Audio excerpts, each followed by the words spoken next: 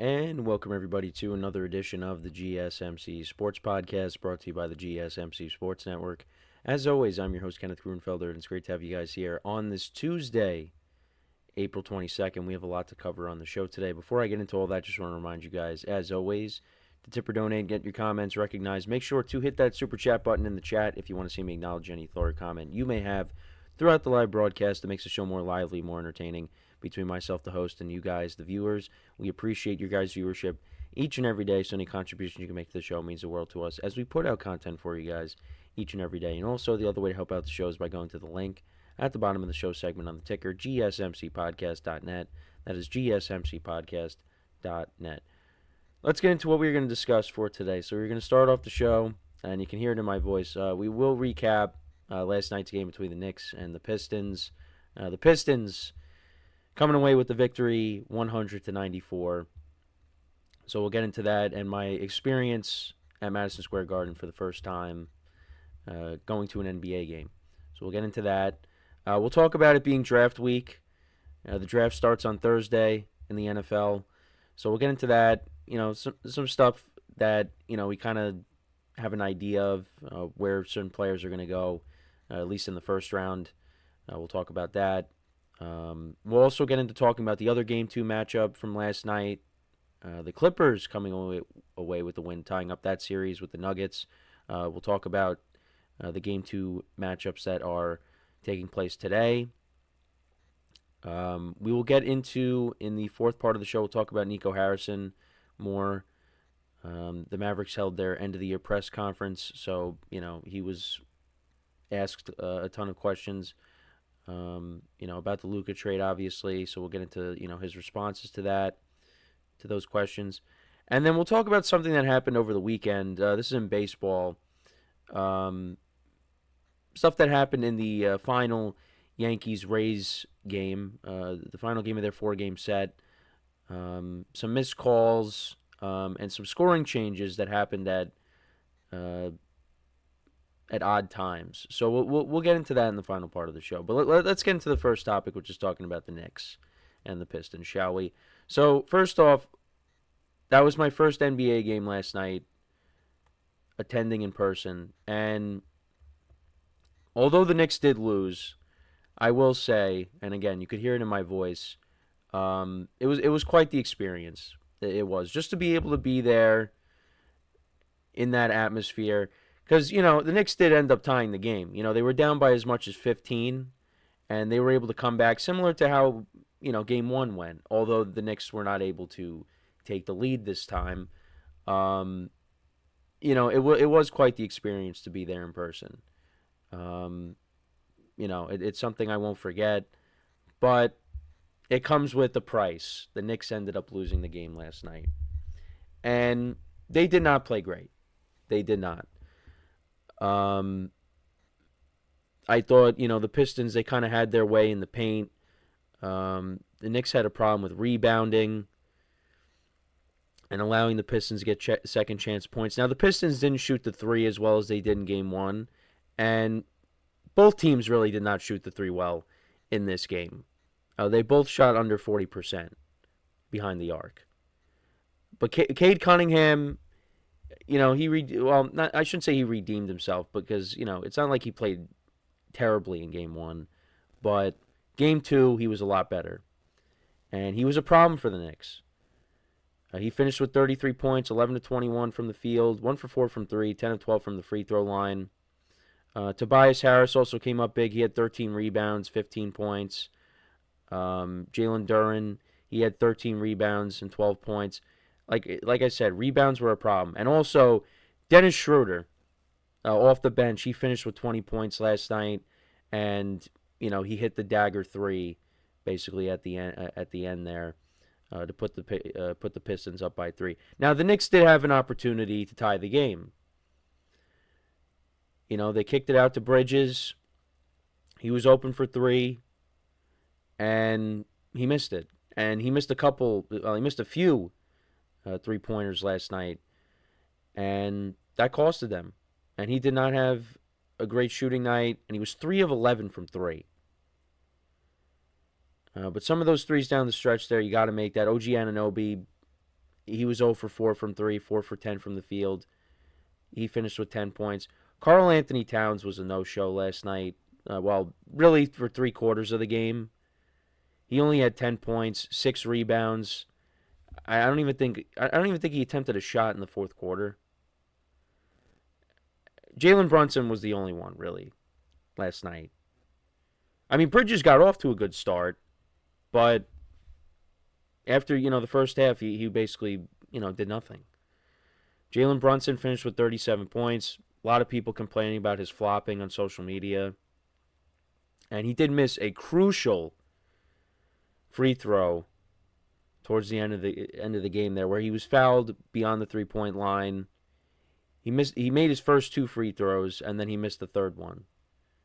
So when the Pistons went up by 4 towards the end of the game, and instead of trying to score quick, I mean they still ended up missing the 3, but instead of going down and hitting a 3 and being down by 1, you could have hit a 3 and it would have been tied. So, yeah, but again, it didn't matter. But it's just, guys didn't show up. And look, you go back to game 1. If it wasn't for that 21-0 run, the Knicks they would be down 0-2 right now. They really did not play great in game 1. And then here, yeah, they pulled off the comeback. They tied the game. The Garden was going crazy. I mean, my friends and I, we all stood up for the first time all game. But I sat back down because there's people sitting behind me. I don't want to be rude. I mean, they were probably standing up too. I didn't turn around to look, but I sat back down immediately after they tied the game. And then Dennis Schroeder hits a 3. Brunson was late on the switch, and that left Schroeder open, and he hits the 3, and they go up. They go up by 3, and then Bridges is not able to make the open 3. And OG Anunoby wanted to take that shot. After the game, I was listening to his post-game interview. He was not happy. He was not happy. He wanted to do more in that game. Again, he did not make a 3-pointer last night. Like I said, both teams were not good from behind the arc. Looking at both numbers. So, yeah, both teams shot 40% from the field. The Pistons were a little bit better, 46.6%. The Knicks were 42%. Knicks took more shots. From the 3-point line, the Pistons were 6 of 27. They shot 22% from the 3-point line, and the Knicks shot 28%. They were 10 of 35. Both teams were, around the same with their free. Well, I should say around the same in terms of the percentages, but the Pistons took 34 free throws last night. Knicks only 19. Pistons, like I said, they out-rebounded the Knicks. That was key in this game. Points off for turnovers. The Knicks, they had 19 to the Pistons 12. Also, just there were just some certain points during the game where the Knicks just needed to slow it down a little bit when they would get the ball off of a turnover. I know Josh Hart plays like his hair is on fire all the time, and we all appreciate that. But sometimes we just let's slow it down, get guys set, because then it just leads to turnovers, and then just guys were taking shots where you're like, what are you doing? Like at one point, Mikal Bridges is taking like this layup underneath the basket, and he's there's guys all around him. It's like, what are you doing? Pass the ball. And nobody really stepped up on the bench either for the Knicks. Like I said, Dennis Schroeder had 20 points off the bench. The leading scorer for the Knicks off the bench was Deuce McBride, who had a couple of nice 3-pointers. Nobody else. I mean, Mitchell Robinson had 7 rebounds, but he didn't have any points. Shamet didn't have any points. Campaign, I mean, after a great fourth quarter, I mean, he was a no-show last night. Really couldn't get anything going. Finished with nothing on the stat sheet. And now the Knicks go back to Detroit. With the series tied, the pressure's going to be on them. I've been saying it. It's not going to be an easy series. And this Knicks team, it's not the Knicks team from last year. It's just not.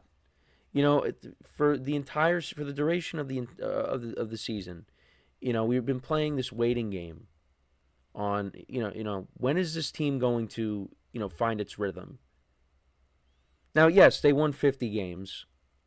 So yes, they are a good team, but there's just a different feel to this team compared to last year. That grit, that toughness, it's lacking. And you need to match that intensity with this Pistons team. They're playing with house money. The Pistons, they ended the longest playoff win drought in the NBA with the win yesterday. They hadn't won a playoff game since 2008. A 15-game playoff losing streak. Yeah, their first playoff win since May 26th of 2008. I mean, you knew the Pistons were going to win the game. It's not like the Knicks were going to clean sweep them. That wasn't going to happen.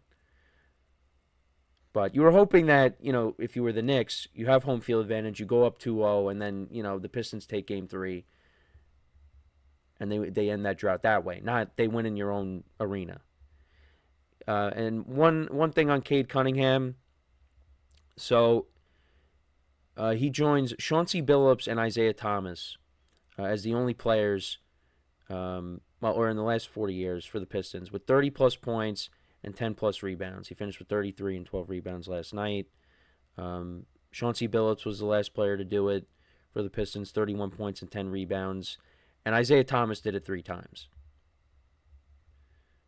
He's a special player. He played really well yesterday. The Knicks, they're going to have to find a way to rebound. This is a crucial game 3. And unfortunately, it comes during the NFL draft on Thursday. But they got some time off here. So, get their minds right and get set for game 3. But let me know what you guys think about the game. Again, it was great to be there in person. It's tough that they weren't able to come away with a win. But this is a good Pistons team. This is gonna be a tough series. And and if the Knicks end up losing game 3, then the pressure is really on. So, but we're going to take our first break now, and then when we come back, we're going to talk more about the NFL draft because, it is NFL draft week, and, we'll get into, some predictions, with some of the picks, what teams are thinking, latest reports on some of the prospects, some of the other prospects, maybe some that aren't going to be taken in the first round. We'll get into some of that talk when we come back from our first break. So with that being said, stick around, and we'll be right back here on the GSMC Sports Podcast.